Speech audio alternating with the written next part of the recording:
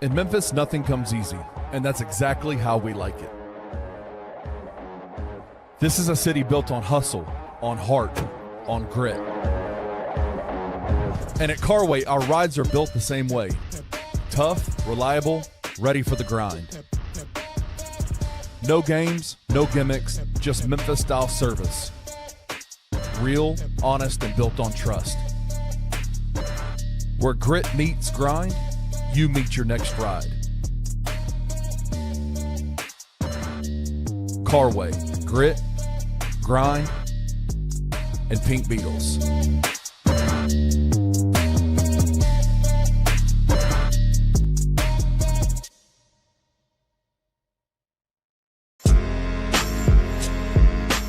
In Memphis, we know a thing or two about resilience. From the grindhouse to the Delta, we protect what's ours. But when pests invade your home, it's time to fight back.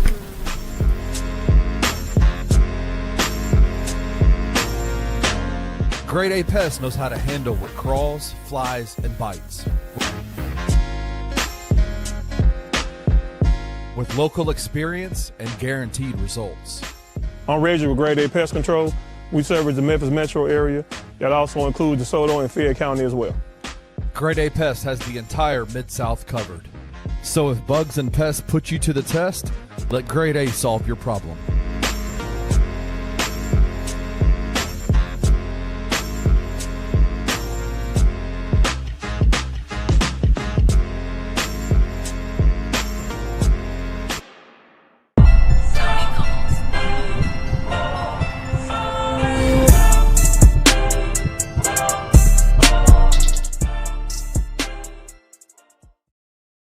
What up, everybody? Welcome to a late night edition of the Post Game Bounce.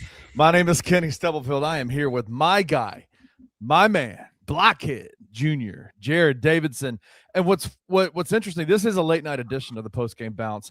Actually, just behind the fourth wall, just in the green room, I had to tell Jared to put on a shirt, like he was gonna come on shirtless. Like this is a Post Game Bounce after dark. I was like, bro, you got to put on some clothes, man. That Kenny's talking to my alter ego. I don't know what's happening now. Oh no. I even if we did a true like after hours BCM show, there's probably still a shirt on no matter what. But no, the Grizzlies won. And honestly, I told you this before we got in here. Close option, dear Lord hell. Exactly. I told you before we started this. I don't care how down bad we are, how far down the tank train we're going. I never want to lose to the Sacramento Kings. Yeah, I never want to lose to the Sacramento Kings. We should. It wasn't that you said you never want to. You said we should never lose. We should never lose. Kings. I also never want to.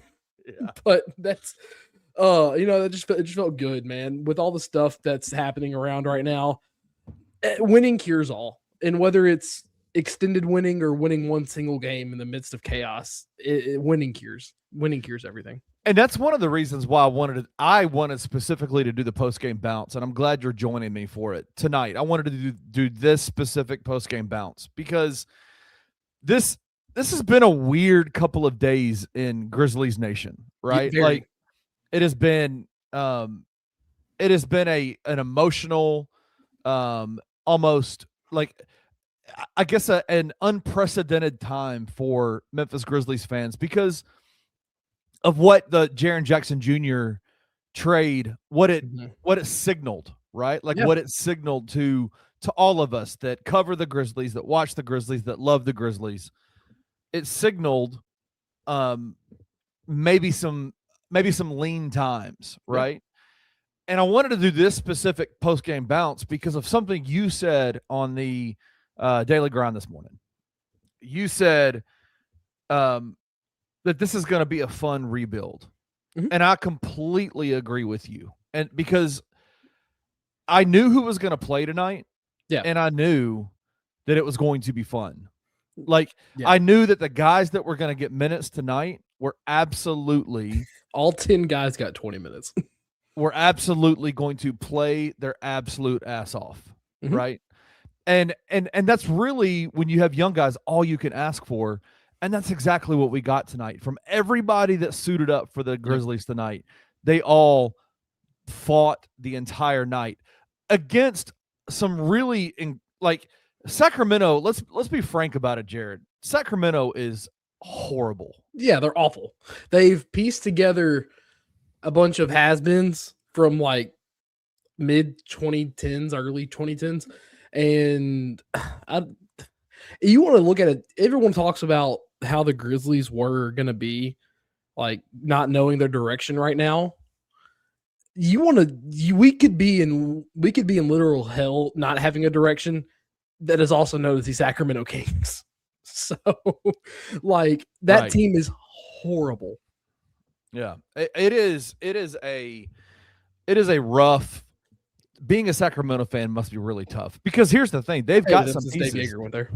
They've got pieces, right? They've got pieces. They have Zach LaVine. They have Russell Westbrook. They have DeMar DeRozan. They have even Malik Monk, a guy who Grizzlies Nation has yearned for, thirsted after for years and years. They got Domantas Sabonis. It's just I don't know what that team just does not work. It does not work. They do not play well together. Doug Christie is not an NBA head coach. No. As much as we want to like talk trash about Tomas Isolo, Doug Christie is not an NBA head coach. This team, they're constructed so weird. Like, yes, they have Russell Westbrook, but they don't have it's washed Russell Westbrook, and it's not a true, they don't have a current point guard in today's day and age, like outside of Russ. And it's a very weirdly constructed team. Yeah. No, it's a very weirdly constructed team. I just want to say, man, shout out. We got 373 people in here at 11:45 Central Standard Time PM after this game. You guys are real ones. You guys are true Grizzlies fans. I just want to say shout out to y'all for staying up late to not only watch the game but hang out with us, man. Like I don't take anybody that's in here commenting and watching and all that for granted. You guys are awesome.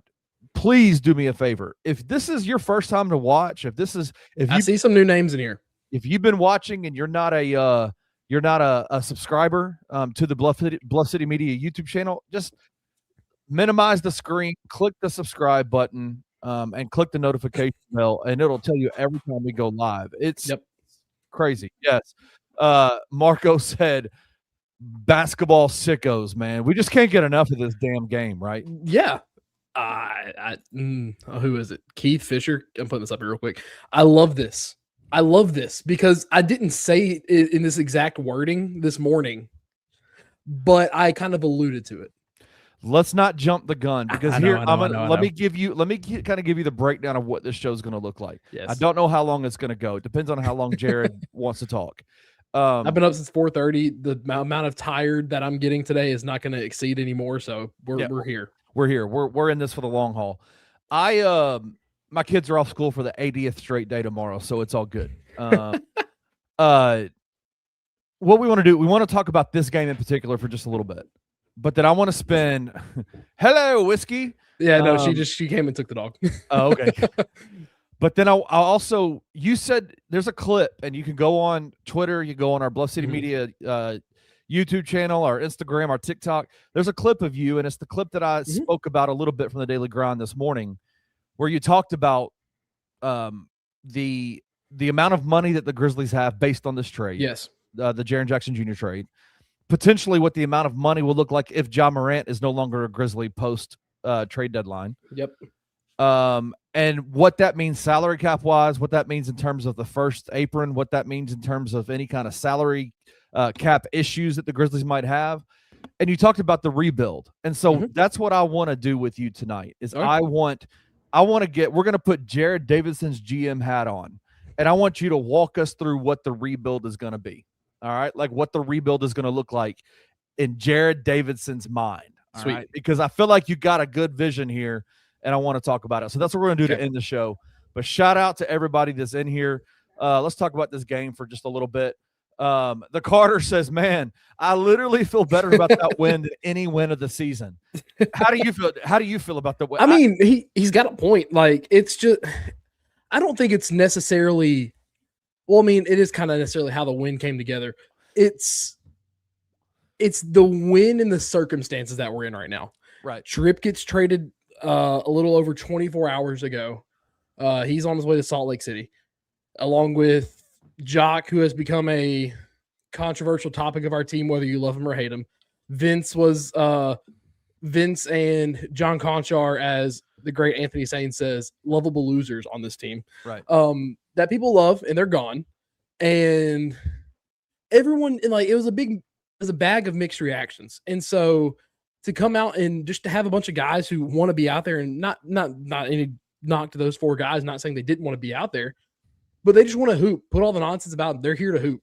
And you go on the road, you're not in your own backyard on your home court, and where the feedback could be very well mixed about cheers or boos, because there may have been boos if this game was in the Forum tonight. But like, there better not be. And no, I don't think there will be. But just knowing some people, but you get dogs like Cam Spencer, Omax, Javon, and Jemai had solid minutes. Said only had 5 points, but it had 6 assists and 7 rebounds. It was a plus 11. Jalen Wells has started to look a little bit better. Shot 6 of 9 from 3. Gigi played well. Santi was playing out of position, but still fighting his tail off down low. Only had 6 rebounds, but he was fighting for rebounds against Sabonis. Sabonis is just a much better rebound than Aldama is. And then you have another psychopath in Ty Jerome, who comes out and drops 28 points in 21 minutes, who's arguably on one of the best deals in the NBA. And it's just dudes that are scrappy. And it kind of just brings back a little resemblance of what made people fall in love with the Grizzlies in the very beginning of the 2010s, man. Yeah, no doubt. Everybody obviously in the comment section is talking about Ty Jerome. AC Surreal says Ty Jerome is insane. Jalen Nelson, this is so true. If Ty Jerome could have been healthy, he would have made a huge difference 100%. this season. I mean, the same can be said for a lot of the guys that are unhealthy. Obviously, Ja being the main one, Zach Edey, Ty Jerome, Scottie Pippen Jr., if those guys had been healthy, this season would have looked so much different. And truthfully, the direction of this franchise would have looked different if those guys had been healthy. It would have. But we'll allude to this later. But what Ty Jerome showed me right now is that, like, him cutting up at the end of the game, having fun out there with the guys, and just being happy to be on the court tells me he wants to be here as well. Like, wants to be here and wants to be on the court and have Memphis on his chest. You know, a lot of teams weren't going to pay him a lot of money this offseason because they saw the early part of his career, and Memphis said, come on, if no one wants to take you, we'll give you this deal, accept it, come on. And guess what? The dude has balled out in his first 3 games. I mean, we're talking about a point a minute in this first 2 games, and now we're talking about 28 points in 21 minutes. And he's one of the toughest shot makers. And it's so funny. I heard Pete on the broadcast. He said, I don't know if he's as good as, and he mentioned 2 guys. I think it might have been, was it Cam? I don't know who he was talking about. But he mentioned a couple of guys. He goes, I don't know if his float game is as good as those guys. Oh, he said it was Tyus and Mark, not Mark, Mike. And I'm like, he said that in the first quarter. I'm like, let's not forget Ty Jerome led the league in float points or floaters last year. Like, that is a ridiculous shot. Shout out to Anthony Sane in here. Yep. My guy. Thanks for joining, dude. But no, man, the guy is just an incredible shot maker. And Larry Hubbard said this, and I cannot agree anymore. We've got to see a Ty Jerome Edey pick and roll one game this season. I don't know if he's suiting up this year, but dadgummit, if he does, I need one. It will honestly make me relive the 5 minutes of when we had like all 4 of the main guys starting. That's right. That's crazy, man. Gross 179's in here. She said, late night, guys. I think it's probably the best late night we've had so far, apart from the Clippers. This is a good one, right? But man, just an incredible game tonight. We know how I don't want to use nostalgia, but it just feels good. It feels good. Nostalgia we get drunk on nostalgia a lot, but I agree with what you said a few minutes ago. It felt like there were guys out there that and it's not saying that there's a difference when young guys who are extremely talented play and they're getting minutes and they're out there to prove things to them. They're out there to prove stuff. They're out there making their way. They're trying to make their career. That is what we're seeing with Cedric, with Gigi, with Jalen, guys that just are saying we have got to figure out, like, we want to take control of this situation. Yep. We want to take control of this team. This is our team now. Yeah, and you're honestly, I would throw Ty Jerome into that conversation of trying to prove himself too. Yeah, because like he wants to play his way to there's a lot of discourse about Ty Jerome today on social media, but Ty Jerome knows that he's probably worth more than what he got. Yeah. And he wants to prove that. He wants to prove that to not only himself, but prove that to the Grizzlies and whoever else is willing to sign him. What did we sign him for? A 3-year deal, I believe. 3 or 4, I can't remember. But Ty's wanting to prove that too. And you get guys that are trying to prove themselves, but also not just prove themselves with their scoring, and putting the ball into the hoop and doing what Ty did with 7 assists, Cedric with, you can't see my hand motion, but Cedric with 7 rebounds, 6 assists, guys who are trying to commit to winning basketball. Give me 5 of those guys on the court at once, at all the time. And dadgummit, sometimes it may not look great, especially right now, but in the future, it'll look so good. It's a question that I think a lot of folks have been asking about Ty Jerome, right? Like, we're calling this a rebuild. We're calling it, kind of taking it down to the studs. And so the question that has been asked a lot, Roman cleared it up. 2-year deal, Roman. Player option for a 3rd year. Shout out to Roman. But a lot of folks are asking, all right, then if you're gonna tank, if you're gonna really take this down to the screws, do you start to shop Ty Jerome? What are your thoughts on that? No. After what he's given you in the first 3 games, and knowing how quickly Zach Kleiman put this Grizzlies team into a top tier team in the West after COVID kind of ran its course throughout the NBA. No, because the Grizzlies are in such a good spot to fast track a rebuild. And like, I don't even want to call it a rebuild because you're getting off 2 gigantic contracts who haven't performed in different ways for this Grizzlies team. And with Ty Jerome, that speeds up that process, not in a bad way, but in a good way, and just gives you another pure scorer. And Ty to me is a part of this rebuild going forward, 1,000%, simply because of what he brings to this team, not only with the shot making and going crazy, which is what he was used for off the bench in Cleveland and whatnot. He has shown a great sense of playmaking in this first 3 games with Memphis as well. Yeah, and I think, and we're going to talk about the rebuild in a little bit, but I think a Ty Jerome on the contract he's on expedites the rebuild you're talking about, right? Yeah, 100%, because he's on a very team-friendly deal. And like we talk about, when Cam Spencer had that hot streak about Cam being on arguably the best deal in the NBA, Ty Jerome showing that he's up there with being the true best deal in the NBA, because I feel like a lot of people forgot what he's capable of with this prolonged calf injury that happened in the preseason. Yeah. Roman says, got to keep Jerome around. One of the biggest mistakes of the Ja Jaren era was not putting enough quality vets around them. I can't repeat that with this next core. I agree with that. And I don't disagree with that either. Yeah. Man, just fantastic game. Ty is just a fantastic game by Ty Jerome. The way that he, underrated part of the game, 0 turnovers from him as well. Yeah, it's great. Fantastic. Unbelievable. Yeah. Unbelievable, dude. Gigi Jackson got his first start of the season. It's what we've been asking for. Yep. And I'll tell you, I was really impressed with his 4th quarter play. We know what he can do. We know that he's a physically gifted, incredibly talented basketball player that sometimes gets lost in the sauce. That's kind of been his deal, right, over the last couple of years. And in the last few weeks that he's been getting a lot of minutes with the Grizzlies, you're seeing in him a an attention to detail, doing things that are repeatable every single game, doing those things all the time. Today, you got to see him in two different scenarios that he hasn't been in yet. And that's starting and in the fourth quarter. Yeah. And I really, really liked what I saw out of him in the fourth quarter. Yes, I do too. Just at 5 points, 2 of 2 from the field, 1 of 1 from 3. You saw some passes that he got down low that were a little bit late, especially around the 5-minute mark and under in that fourth quarter.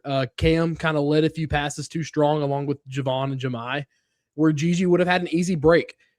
What I saw from Gigi that I really liked down there is once he realized he was out of position, he didn't try to force it. He looked for Jalen Wells on the corner, kicked out to him, and if it would have been a little bit of a crisper pass, that's a catch and shoot for Jalen on a no dip. And I love that Gigi's not forcing that offensive game because he knows and he's starting to trust himself a lot more.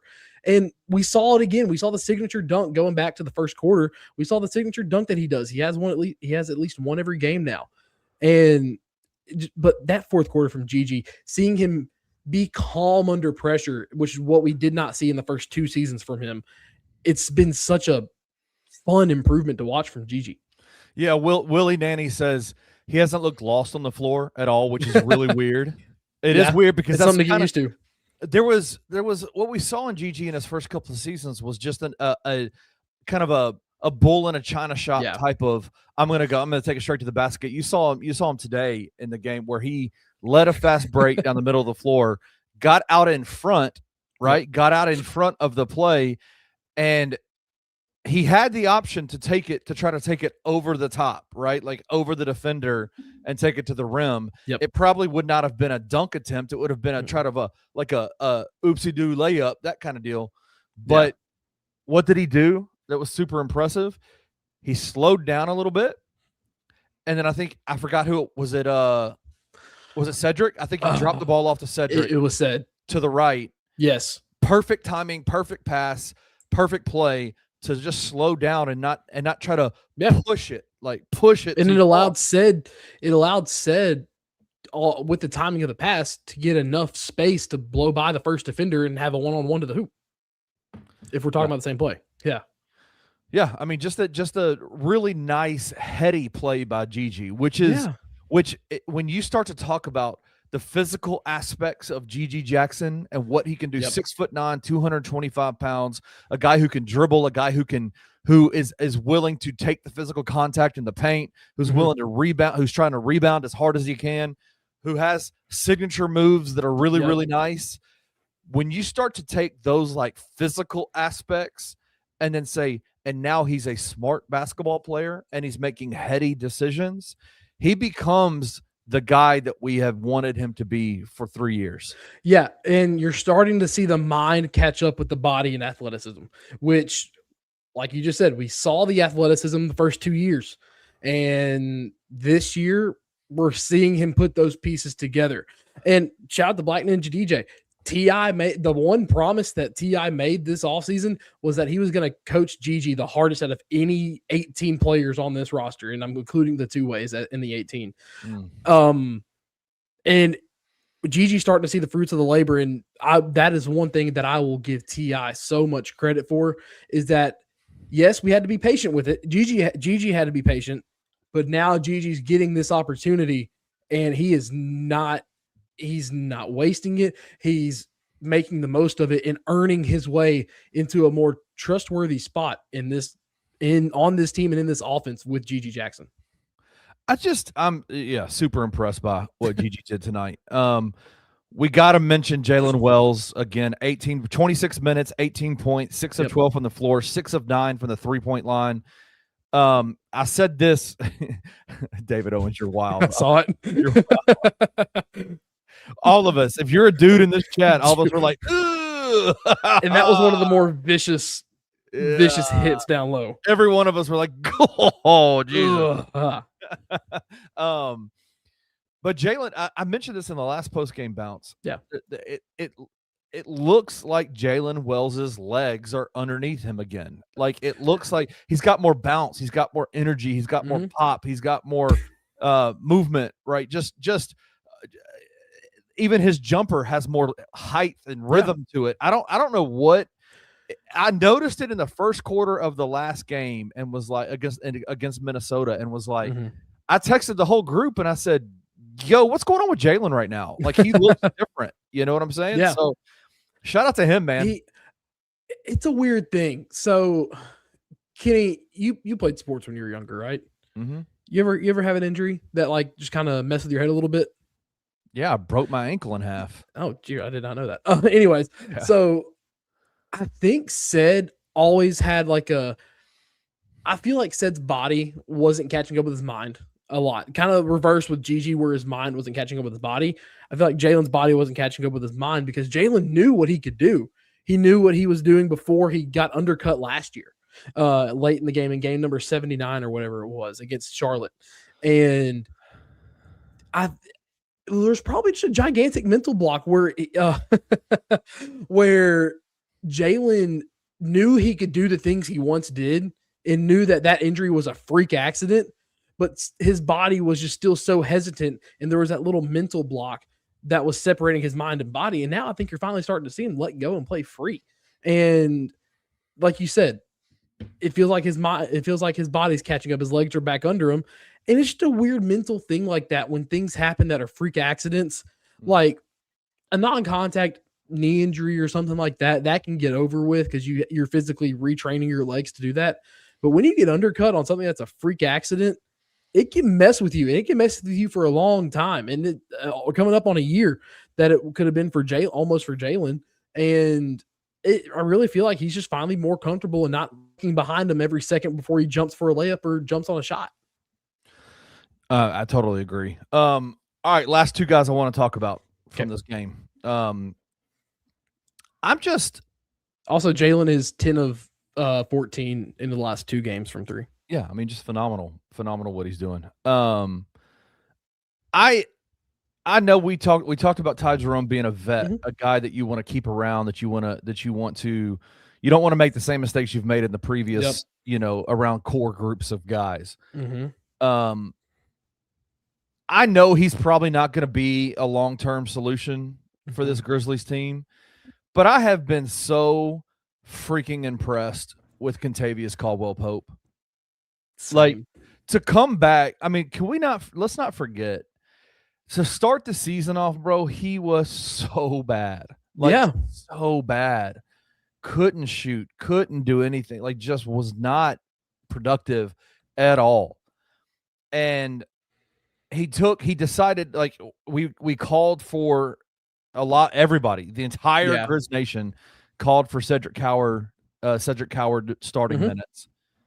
It was that Cleveland game when Zach came back. Yeah. Cedric got his first start that night. Kentavious Caldwell-Pope went to the bench and has basically carved out a role for himself and has taken on kind of a mantle of leadership on this team as just the vet. Yep. And it's a vet that plays, right? Like, I've heard people say, I'm hearing people all day say, you got to get vets, that even if it's just vets for the locker room, that kind of stuff. And I'm like, bro, you got to have vets that play. And KCP is a guy that has even he is known for being a 3-and-D type player. He's a dogged defender and can shoot threes really well. Well, right now his 3-point shot's not going well. He was 1 for 3 tonight. He took 9 shots and 6 of them were in the arc. Most of them were at the paint, right? Like in the rim, layups, drives to the basket. And I am so impressed by what he does to his game. He's one of the oldest dudes on this team, maybe the oldest guy on this team. And he just is constantly balling out and changing his game and fitting what's needed for the Grizzlies. And I just love it. I love what he's providing this team. Yeah. I know a team will probably come calling for him. Like that needs like kind of like a playoff push. Yeah. Type of like situation. A playoff push. I'm trying to think of a team right now. Maybe like dadgummit, just because their names have been linked to the Grizzlies the past day. Toronto. Like a team like that who kind of lacks a veteran when they're kind of in the middle of a playoff push. But it's a good call. That's a good call, though. I don't disagree. I think Toronto would that would be amazing for Toronto. Yeah, it would be amazing for Toronto. I just think right now, if KCP is still on this team past 1:00 tomorrow, then 2:00. 2 Eastern, I thought. It's 3 Eastern, 2 p.m. Central. Oh wow. Dang, I thought it was 1. I thought it was 2 Central or 2 Eastern. Anyways, but with KCP, him and Ty obviously being like, you need playing vets. Those are two that can provide you quality minutes and be leaders, not only not coaching you from the bench like you saw kind of Derrick Rose and Udonis Haslem do back with the Heat, like coach from the bench but not play. Yeah. KCP is the one that will always go talk to officials for you on the floor. Yes. He's not going to get teed up because, yes, he got loud tonight with a couple of loud. You could hear it on the podcast very clearly what he was saying. But he's never going to get disrespectful with the officials, and that's why officials are very hesitant to give him a technical. Because he's done this since the second Lakers run with but he's done that, like talking to officials and whatnot. But he's a guy who's going to be on the floor and take up for his young guys, and you kind of see it. Whenever he doesn't have the ball in his hands, he's pointing around, kind of giving like the head nods and whatnot, orchestrating the offense. But he's coaching these guys on the floor, and it made some of these guys better. Mm-hmm. If you keep KCP around and you get some more you get the other young guys that you're going to do with this rebuild. You keep Ty Jerome with both those are the playing vets that we're talking about that can impact this younger core that we're trying to rebuild.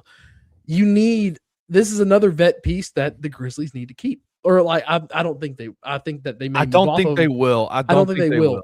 Yeah. I don't think they will, but like it's just one of those vet pieces that could be essential to how fast and how effective this rebuild goes. If he stays, it's going to help coach up this next core of Grizzlies while he's actually on the court impacting the game as well. Yeah. I agree. My gut instinct tells me that the Grizzlies will probably move off of that's mine too. Kentavious Caldwell-Pope because he adds value to he's a piece that can add value to if you're trying to move off other bigger pieces, bigger contracts, if that makes sense. Philip Tank Rogers, I saw your quote or I saw your comment. I want to highlight it. We will talk about it in just 1 second, but yes, completely agree with what you just said. KCP does have 4 techs this year.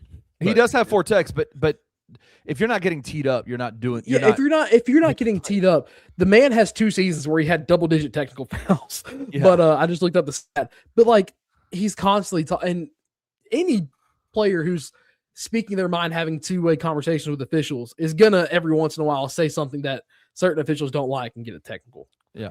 So, let me see. The last guy I want to talk about, Cam Spencer. Obviously, 2-3 at the end of the game. One of the things that look up his fourth quarter stats for me. I got you already. 10 points, 1 rebound, 1 assist. 3 of 3 from the field, 2 of 2 from 3, 2 of 2 from the line. We have been begging. Like, if Ja's not playing, if Jaren is not your guy, your fourth quarter guy, you got to give your young guys opportunities to shine in those minutes. And what the hell, Cam Spencer?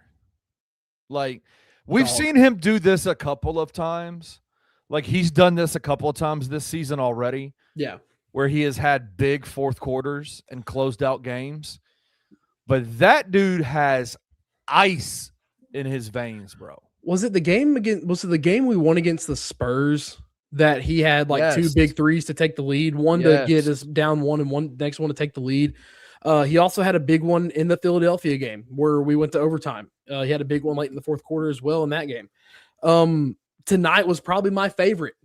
A 1-point game, 126 to 125. Sacramento just cut it down to 1. And Cam from not barely towing the line. Cam with a defender pretty close from about 4 paces beyond the arc, pulls up and pures it. Confidence. Man. Dude, like that's a big shot. And like you said, if you want your players to develop, you put them in these spots. And Cam has taken advantage of it every single time he's been given the opportunity.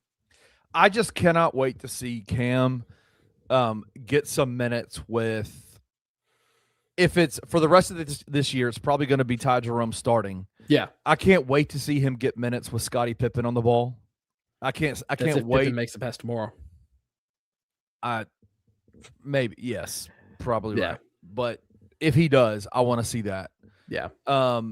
I cannot wait to see once we kind of get this whole point guard situation figured out for the next couple of seasons.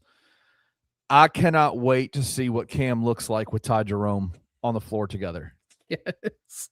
They are going to be such a tough group to guard because they both are insane shot makers, insane shot makers. And I just don't understand. Like, he's not supposed to be this good. He's not supposed to be able to. And when Cam had that 3-week hot stretch and everybody was talking about, oh, is he making Ty Jerome expendable? He's on the friendlier of the two friendlier deals.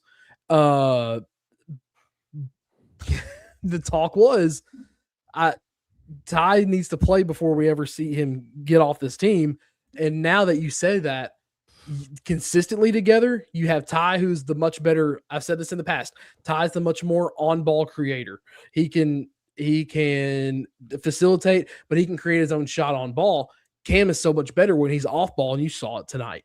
Cam being off ball, creating his spots, because that 3 he made at the end of the game to give the Grizzlies the 4-point win was off of a pass, and the same one in the corner he made earlier in the fourth quarter on the inbounds play.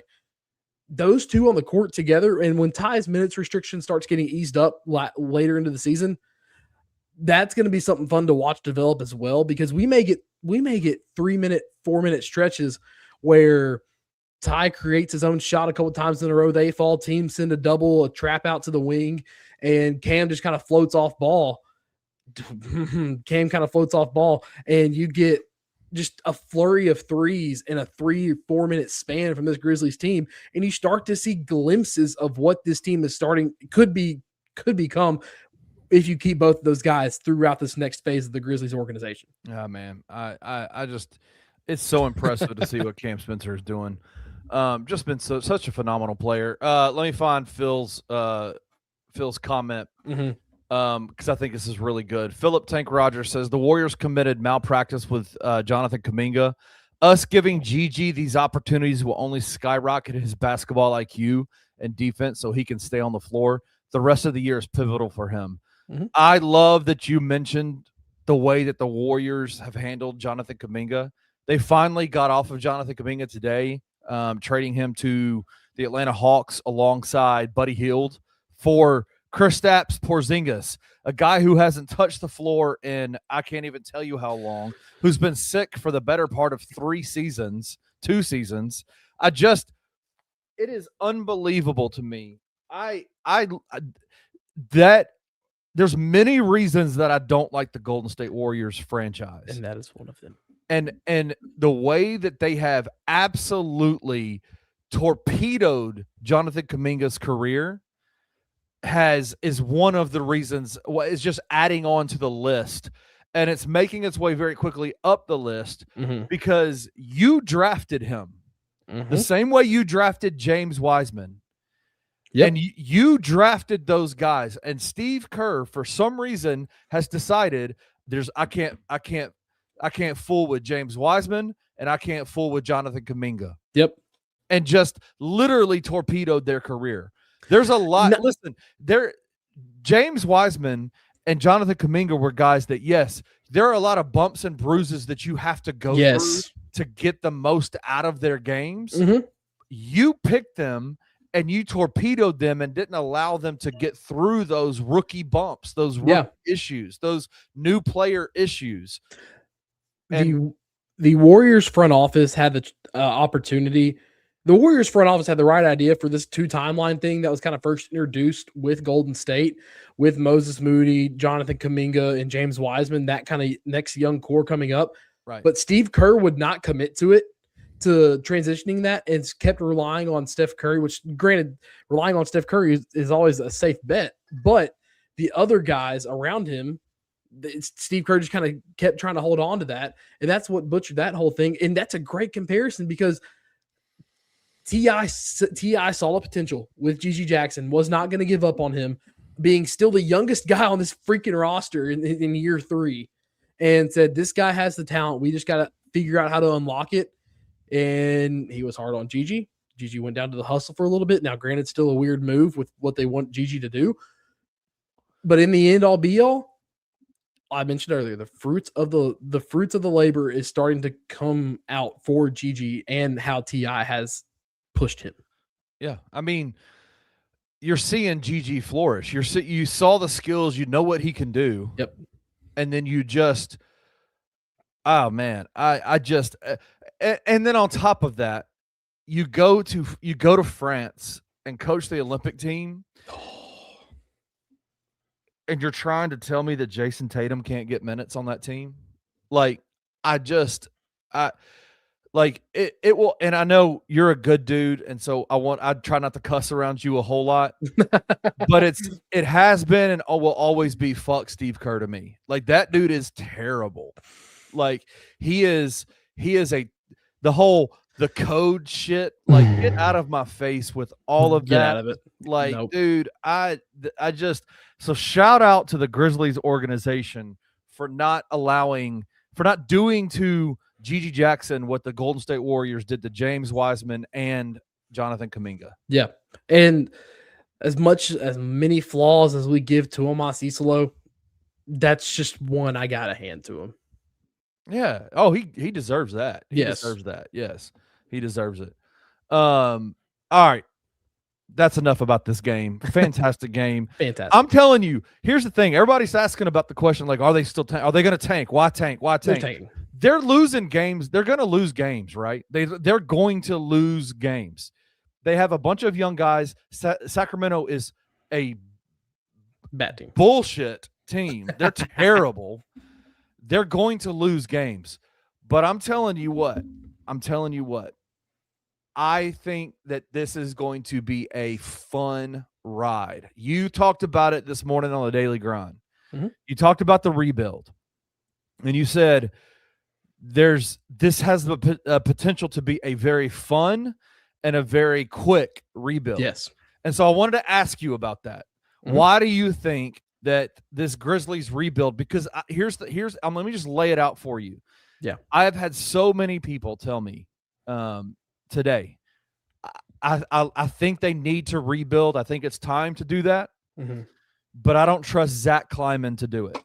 And I don't think that's necessarily the most unfair statement. It's not. But he's in the process of doing it right now. He got a massive haul of draft picks for Desmond Bane. Mm-hmm. He got Contavious Caldwell-Pope for Desmond Bane. He just traded Jaren Jackson Jr., who, while I know everybody in Grizzlies Nation is now forgetting how much y'all were so annoyed and frustrated and pissed off at Jaren every single day, every single time he played. Everybody's talking about, everybody in Grizz Nation now is like, well, Jaren's the greatest. Oh my God, I can't believe this happened. He turned around and got a lot of assets, a war chest of assets to be able to help facilitate a quick rebuild for and sent to a bad team. Right. And sent to a bad team. Get the Utah Jazz being in the top 5 in the West out of here. Get that talk out. Like, I've seen a lot of that discourse. Oh, the Utah, from the same people that were saying that Jaren was a big reason why this Grizzlies team sucked. They're saying that Jaren's going to be the reason that the Utah Jazz are going to be a top 5 team. Yeah, that's get that first off. Get that out of here. That's get that part out. So help me understand. Like, okay. You talked about you talked about the salary cap situation they're in right now with Jaren's trade. Yeah, what it could look like with a Ja trade. And I just wanted to ask you, like, what if you were the GM of the Memphis Grizzlies? If it was Jared Davidson and everybody was like, screw Jared Davidson, he sucks. What would you do? Like, what would a quick rebuild look like for you, for the Memphis Grizzlies? So obviously the Grizzlies know they're going to have 2 picks in this first round of this draft. They just don't know where yet. Their own pick right now, I feel like it's a safe bet that that one will net them a top 10. Because I think the Grizzlies, they're going to win games like this against Sacramento. but in the end all be all, they will lose a lot of games because the ending part of the schedule is not necessarily easy. So, even if we were healthy, so I think we're going to lose a lot of games. It's going to be ugly basketball, so we're going to continue to fall. I think right now we're sitting around 7th or 8th in the whole tankathon rank, worst teams right now. So that's why I think our pick is going to end up being top 10. Then you have your choice in not only a star-studded draft from top to bottom, but in a potential where you have 5 to 6, maybe 5 to 6 guys who could probably be a number 1 pick in any draft that they're in. I'm looking at guys like, DeBonsa. I would say 3. I would say 3, but I'm saying I say 3 in this draft alone. But if you were to scatter this draft class out over to recent draft classes, right, I think you have guys who have talent, number 1 overall pick talent that in maybe 5 or 6 other drafts. Okay. Gotcha. Not necessarily this draft, but you get into the DeBonsas, you get into the Wilsons from UNC, you get into the Boozer talks that were because everyone's talking about Darren Peterson being number 1 right now. The Grizzlies will need a big. They will need a power forward who can help them rebound, and all 4 of those guys, or 3 of those guys I just mentioned, can do that very well and also score. Then Kleiman's a all right. I'm gonna put your feet to the fire. Okay, feet to the fire. Go ahead. Cam Boozer or the Wilson kid from UNC. I don't think I think Boozer goes before Wilson, so I say we get Wilson. I want Wilson. I like what I see from Wilson. Okay. I just think everyone's starting to slack off on Boozer a little bit simply because of how well Peterson's playing. Mm-hmm. And I think Boozer will be a top 3, and I think Wilson falls to out fringe 5. Okay. So I like Wilson because he's a scoring 4. He's 6'10". He can rebound and he can play make, and he's a great defender. All right, let's do this. So, go ahead. Let me ask you this question. They got a lot of draft assets, a lot of basically the best of picks for other teams, mm-hmm. right? That's what a lot of this Jaren Jackson Jr. trade was. They got a lot of picks, other teams' picks that were mm-hmm. the best of this person or this person or this person, 27, 31, all that kind of stuff. Yeah, don't get me started on that. It gets confusing. It does get confusing. Would you let's say the Grizzlies they get the 4th pick in the first round of the NBA draft this season. Yes. And you have a shot to go get Cam Boozer. And would you use one of those draft picks that were traded in the Jaren Jackson Jr. trade to go up to 3? Or would you say, you know what, man, I'm good with sticking at 4 and getting Caleb Wilson? I would stick at 4. I would stick at 4 simply because right now Peterson's your number 1. And then you have any mix of DeBonsa, Boozer, or Wilson going next. Okay. And if you're 4, honestly, I don't think you can go wrong with any of those 3 that you get. Mm-hmm. So I would stay at 4 and not trade up. What I would do though, because I think the Grizzlies have 3 first-round picks in 27 now, with the 2 they got from Utah and our own.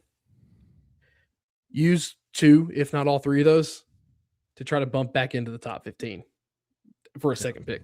Okay. Because Kleiman likes to do that. Yes, he does. He definitely targets guys and says, I'm going to do whatever I can to do it. Let me ask you this. So you say a big. Mm-hmm.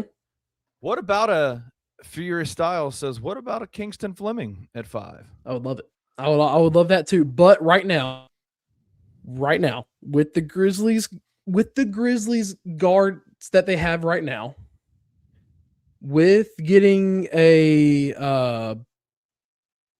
Walter Clayton and the other guy, I can't remember his name, Hendricks. With getting them from Utah, having a Ty Jerome, having a Cam Spencer. I'm not saying Cam's going to start. Ty, who knows? He's shown he can be a decent starter in this league. And shout out to Marcus Savage on Twitter. He said any competent point guard looks good in this Grizzlies offense. Makes this offense run, and we're seeing that right now with Ty Jerome. I go big before guard in this draft 10 times out of 10. Okay. How many picks, if you were the GM of the Grizzlies, mm-hmm. how many first round draft picks would you try to get in this 2026 draft? Would you go with the 2, or would you trade up and try to get, or would you use some of those assets and try to be 3 in the first round? of the I think 26th that draft? depends on where the Magic or Phoenix pick falls. Okay. If it falls later into the first round, which right now it's looking like it will, Yes. somewhere around 20th, I think that's where Kleiman brings in the 27 first rounders to try to trade further up or pairs up, maybe that later first round pick and with another of the 27 first round picks and moves up and moves back into the top 15. So I would only do that if that other pick is around the 20 area to move back up. Because I think you stay at 2. I don't think you do 3. It'd be great if you pull a Brooklyn Nets and get like 4 first round draft picks in a first round, but not use them all on garbage players. But I think you stay with 2 and you try to maximize those 2 in the top 15 of the draft rather than get 1 in the top 15 and then the other 2 in like the 20 to 30 range. to 30 range. Yeah. That makes sense.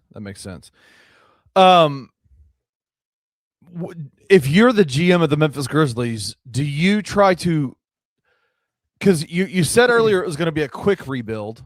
Yeah. They're still rookies, bro. Yeah, they're still rookies. So I guess my question to you is you're putting a lot of stock in Zach Edey staying healthy and Cedric Coward taking a second-year jump and Gigi staying and playing the way that he has. Do you – in a rebuild, you have to, though. That's the thing. Okay. You have to bank on your youth. And right now, we had this conversation on a couple post-game bounces ago. Maybe not even post-game bounces, but we were on the shows a lot last week with the whole weather situation. But anyways, I think – where was I going with this statement? The Grizzlies – it's not quadrupling down on youth. It's a timeline reset. It is. And so, yes, you're banking on those guys. Hot take, if the Grizzlies are in a better position when Edey gets shut down at 85% playing and still averaging a double-double when he gets shut down, put in air quotes, I don't think Edey ever gets shut down. I really don't. Because if we're in a position where we're top 5 in the West, Edey maybe misses some load management games on back-to-backs where we play a team like the Kings. We play a bad team like the Pelicans. I don't think he gets fully shut down if we were in that spot. So I think this is just being precautionary and letting that heal. Because when Edey said he was 85%, we're all like, okay, yeah, that's cool. And then that announcement comes out 2 days later that he's shut down. Yeah. So I think Edey is a lot healthier than what is believed to be right now. Is there in any possible way? I know the big thing that people are talking about that Zach. I don't think there's any fans that don't trust that Zach Kleiman can draft well, right? So you look at this 26 draft and you say, okay, whatever draft picks he gets in the first round, he's gonna draft them well. He's gonna target his guys and go get them. Is there a part of you that thinks with this war chest of assets that the Grizzlies have now, moving off of Desmond Bane, moving off of Jaren Jackson Jr., do you think that there's any possible way that some of these assets are packaged up with maybe some other players that are some of the vets, like maybe a KCP, maybe a Brandon Clark still on this team, maybe a Scottie Pippen Jr., and they go after a more established NBA guy, maybe not a superstar, if you will, but a guy that you target as someone you want to be a part of the next generation of this Grizzlies team? Kind of like a guy who can be considered a vet and gives you very productive minutes, but is not going to be like superstar level. Maybe you're giving him the shot to be that. Okay. I mean, yeah, 100% you try to package some of that. Because I feel you definitely try to get that, because a rebuild is not going to be trotting out 15 or 12 of your 15 guys being rookie, sophomores, and third-year players. Not everyone's going to stay. Do I think Walter Clayton and Hendricks get moved a little bit more? Yeah. A guy who's like a fringe all-star, just trying to think of who that could be, like a player like a Benedict Mathurin kind of comes to mind in Indy, who's really good, but not quite all-star level, and you're going to give him a chance to kind of lead. I'm just trying to think of throughout the rest of the league right now.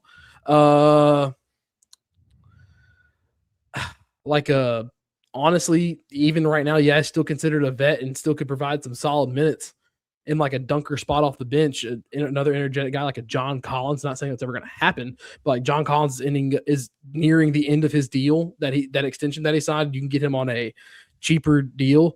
Kind of a guy like that. Lauri Markkanen, I see it in the chat. I'm not necessarily like Lauri's contract is insane. That's why the Grizzlies didn't get him back in the contract. So dear Lord. I'm just trying to think like maybe a Nick Claxton, someone who's really good. I got another Brooklyn net for you. Go give me MPJ. Yeah, that's kind of what that's where I was going when I got like. What if MPJ could? What if Michael Porter Jr. is a guy that you say, listen, man, you're balling out in Brooklyn, and shout out to you. And he knows how to play a role. He did it on a championship team. Is that a guy that you target with some of these assets to say you're going to be a part of this next generation over here? Oh, I would. Like, he knows how to. People get caught up on Michael Porter Jr. because of his. When you put a mic in front of his face, especially now that he's in Brooklyn. But I don't give a shit about it. No, I don't care about that either at all. Some people are caught up on that mess, but Michael Porter Jr., they're gonna say, oh, he's a shot chucker. Dude, he is a shot chucker right now because of the team he's on. He won a championship because he knew his role with Denver. And he's freaking awesome. He's freaking awesome. He can shoot a 3-point shot, and he has a really he has a good 3-point shot, and he can drive to the basket. And he's just a pure shooter. Yes, I would 100% take a flyer on that, and let's do it. Because like he's not like he fits it perfectly. Fringe all-star who would be on a prove it deal. So there's a lot of ways you can go. In the Grizzlies right now, like I said, they're $42 million under the first apron, which is a really good spot to be in if you want to be in a rebuild. Right. And not like Washington and other teams who had to pay these ludicrous contracts because they failed to get off of them when they should have. We also have $34 million in luxury tax space. So they got a $28.8 million trade exception. Yep. And that too. So, and like I said, you have multiple firsts in 26, 27, 30, and 31. So, like, it's just. So people are asking, do you think Ja's going to get traded? I don't listen. I don't want to even put a time frame on when. I do think Anthony said it on his show today. He thinks it'll be tomorrow. Yeah, I've caught the tail end of the show today because I think that there is a, the report, some national media came out and said the reports are that the Grizzlies are lowering their asking price based on the Jaren trade, right? Yeah, like, which signals that Kleiman's ready to get the full rebuild started. This is kind of a full rebuild, right? Let's just pull like Luke said on the show, just pull the Band-Aid off today and rip it off and be done. Shout out to you, Carter. Thanks for joining, bro. Mm-hmm. But I guess. So I wouldn't expect. I don't expect there to be any kind of large haul for Ja. Clearly, there's just not a trade market for it. So I think we're going to see him get traded tomorrow. I agree with Anthony on that. Mm-hmm. If you had to guess, though, like once that happens, then you get his contract off the books, and I guess. My last question to you about this rebuild is, what is worst case scenario? Like, what is the worst case scenario in terms of how this rebuild looks? What do you think and I know that's kind of a hard question, but is the worst case scenario that they literally stand pat on all these draft picks and just play these draft picks out for the next the next 6 years and just pick them, just stock whatever it is, they pick them, and then we're waiting until 2031 to see the fruit of all of these draft picks? That feels like the worst case scenario. That's part of the worst case scenario. You hit the nail on the head. That's part of the worst case scenario. It's also the second half of that worst case scenario is convincing yourself to give Ja a third or fourth opportunity to prove that he's the dude still. Like that's, to me, that's the culmination of worst case scenario. I don't think that's gonna. They just. I don't think it's gonna happen. I know I don't think it's gonna happen. But like, yeah, something. There's just this thought in the back of my head where, like, yes, I love Kleiman as a drafter. Sometimes his deals are a little weird, and also he likes to ask sometimes maybe a little too much. And part of me I have this irrational fear in the back of my head that Kleiman is still trying to ask maybe too much for what he's actually going to get and just not get a trade done. And we're going to be stuck in this situation again. We're going to be doing another post-game bounce on Thursday, February 5th, 2027, right before the next trade deadline. Is Ja Morant going to get traded again? Like, that's my irrational fear. But yeah, in this rebuild, you got all these first-round picks. Don't wait around to pick them all. Like I said, I don't think the two draft picks that we got from Utah in 27 are going to be used in 27. Someone responded to me today and said, why would we not use those draft picks? But I said, I don't think they're getting used in 27. I think we're using them to somehow trade for something in this 26 draft. And so, but Keith, I'll answer the question for Jared. Okay. He's played 78 games since 2022. Yeah. And yeah, he's played 78 or 79 since that year, and everything happened. And he very well could be an all-star talent. But here's the thing, though. He was an all-star talent back in that 22 year. And I'm not going to say he got worse. I heard that conversation a lot the past couple of days that he got worse. I don't think he got worse. I think he just never progressed. He plateaued. Never got worse, never got better. He plateaued while the rest of the Anthony Edwards and the SGAs and everyone else started surpassing the Halliburtons and just everyone else. The Jalen Brunsons took the next step of their games. They didn't plateau. Ja did not get worse. He just didn't get better. And that's what the Grizzlies when you don't get better and then you limit yourself by your availability, it's time. And then when you are playing, you quit on your team in the October 31 game against the Lakers. Then you get the scariest thing on Halloween. Ja Morant quit on the Memphis Grizzlies. You get called out in the locker room. Bring it to the media. Those are all like very real things. And then on top of that, you go to the front office and demand an extension when you haven't played. 16 games. And also too, come out not just several weeks before the Halloween game and say my goal is to play all 82, and now you're on a pace to play a career apart from the suspension and injury season where he played 9 games. You can crumple that up and throw it in the trash can. He's on pace to play his lowest amount of games in his career. Somebody asked a question. Keith, the same guy, said, "What do we lose by keeping Ja to the end of the season?" Is my question. AC Surreal said this, and I have a I'm going to put my Nostradamus hat on after this. Ja being a locker room tumor is the downside of keeping him. Yeah, that is. Here's my Nostradamus. All right. If for some reason a move is not made tomorrow, if Ja is still on the Grizzlies after tomorrow, you probably will not see Ja around the Grizzlies for the rest of the year. Nope. I think they're going to send him home. Yeah, I would.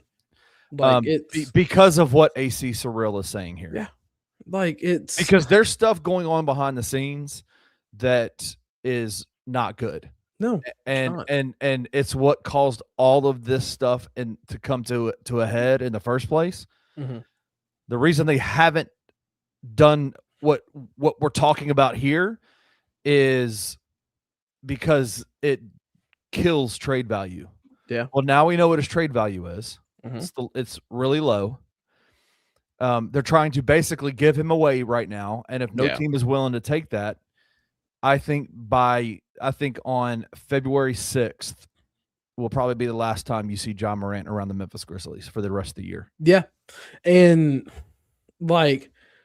as much as Jockey, as much as his camp and whoever leads that comes out and says that he still wants to be here and try to work it out, you can only have a negative presence for so long before the other 14 to 17 guys in the locker room, including the 2 ways. That's where you get the 18.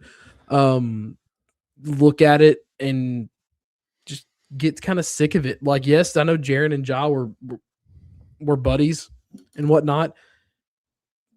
You can't tell me that in the back of Jaren's head that he was like, dude, man, like I'm not 100%. I'm out here. Like, there's things that I don't like that is going on.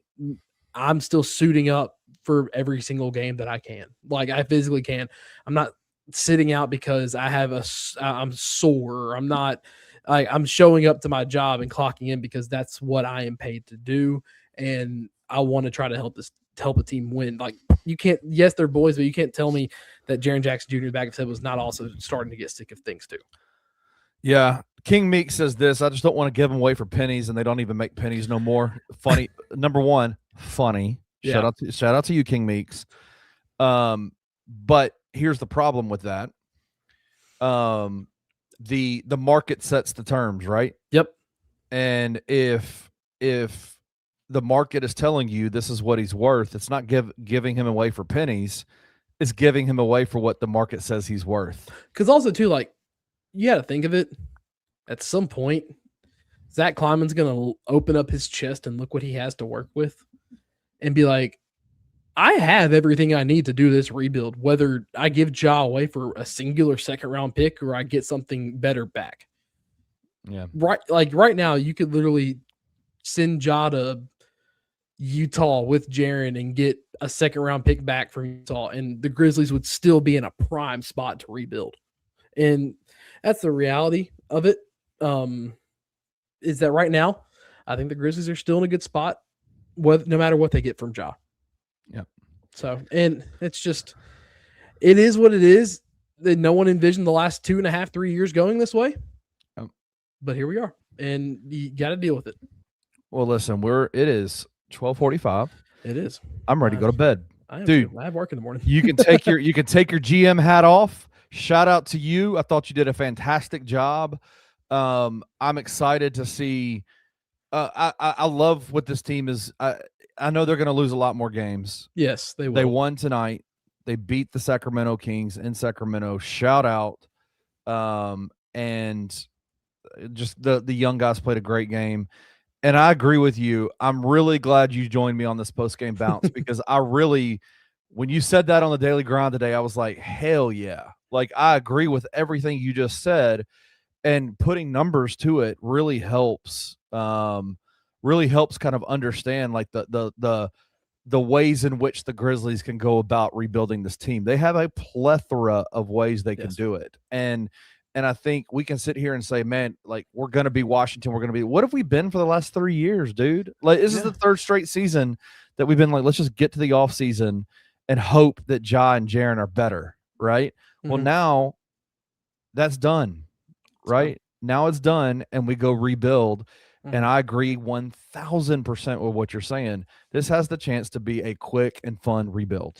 Yeah, it does. And it does. I'm excited for it simply because you've seen what Zach Kleiman has built in the past. Yes, I'm skeptical of certain aspects of the rebuild, but you've seen what he's built in the past, and he's been on record saying he hates some of the moves that he's done, a la the Jake LaRavia kind of decision that he made. Mm-hmm. So there's things that I think Zach Kleiman's going to try to improve on. And before we sign off, Kenny, this might be one of them. This might be one of them. It might be one of them. 1000% might be one of them. Like, we might get to a spot to where we have a roster to finally go and make that run that everyone wants to make. And T.I. is not going to be the coach. He's going to be the coach that helped get us there, but there will be another coach that helps us get over the hump because NBA coaches are always transitional. And before we sign off, Kenny, the Grizzlies have every right not to work with John Moran on where they want to send them. Oh my God. I've seen that.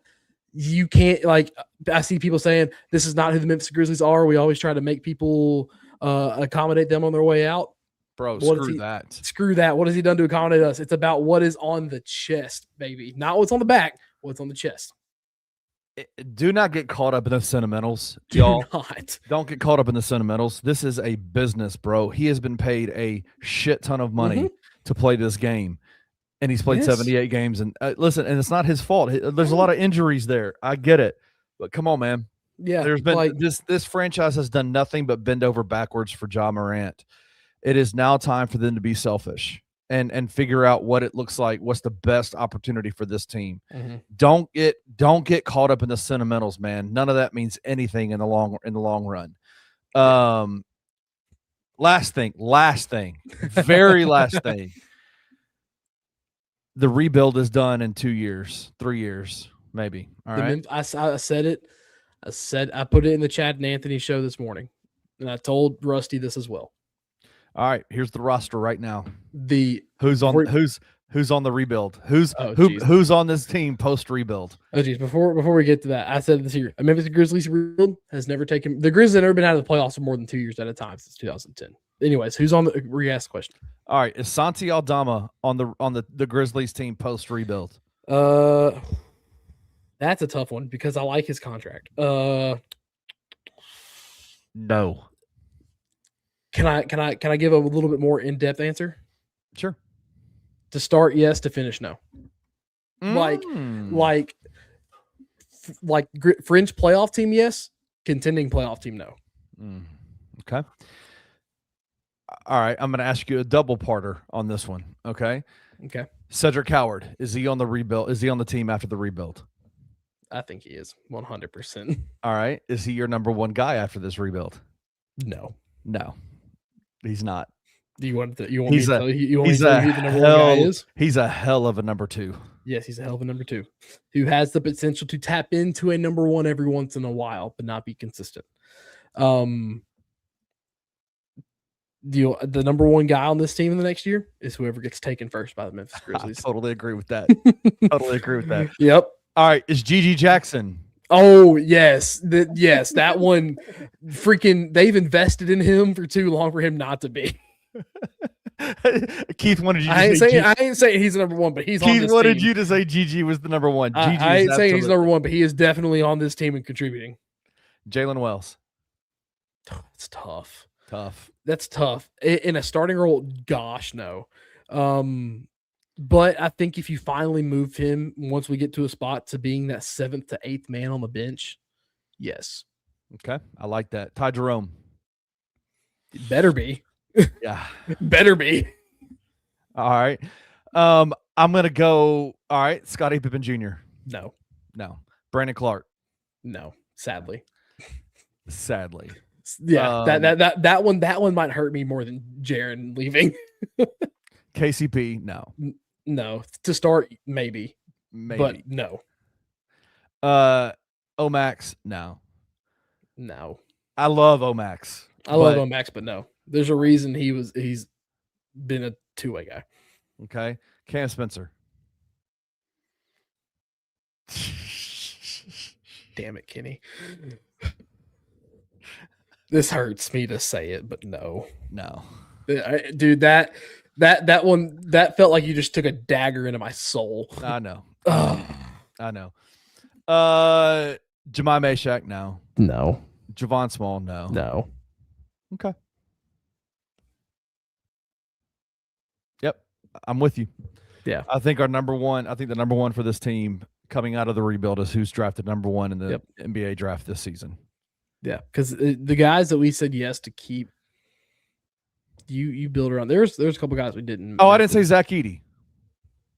Bro. Like I said, he's healthier than what we are led to believe right now. So yes, and I think he might be the best center in the league in a couple of years. He's been out of a boot for like a month and a half now. he's been out of a boot. He hasn't been in a boot since the calendar turned to 25. So or 26.